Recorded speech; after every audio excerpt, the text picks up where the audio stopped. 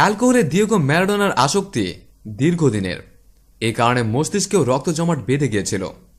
পরীক্ষায় রক্ত জমাটের বিষয়টি ধরা পড়ার পর আর্জেন্টিনার লা প্লাতার হাসপাতাল থেকে এক বেসরকারি ক্লিনিকে তাকে নিয়ে যাওয়া হয়।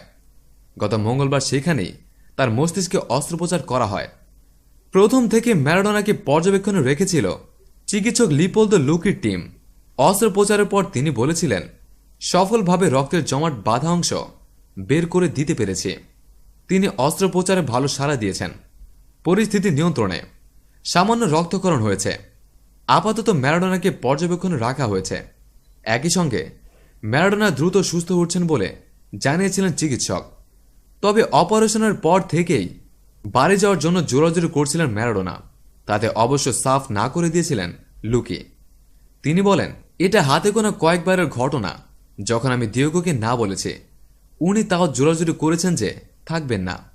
ম্যারাডোনার ব্যক্তিগত চিকিৎসক লুকি আরও জানান, এখনই ম্যারাডোনার বাড়ি ফেরার কোনো সম্ভাবনা নেই। কয়েকদিন তাকে হাসপাতালে রাখা হবে।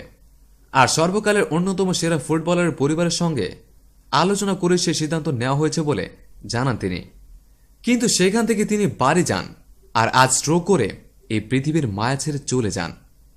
ম্যারাডোনার অসুস্থতার খবরের পর থেকেই তার দ্রুত আরোগ্য কামনা করে বার্তা পাঠিয়েছিলেন অসংখ্য খেলোয়াড়।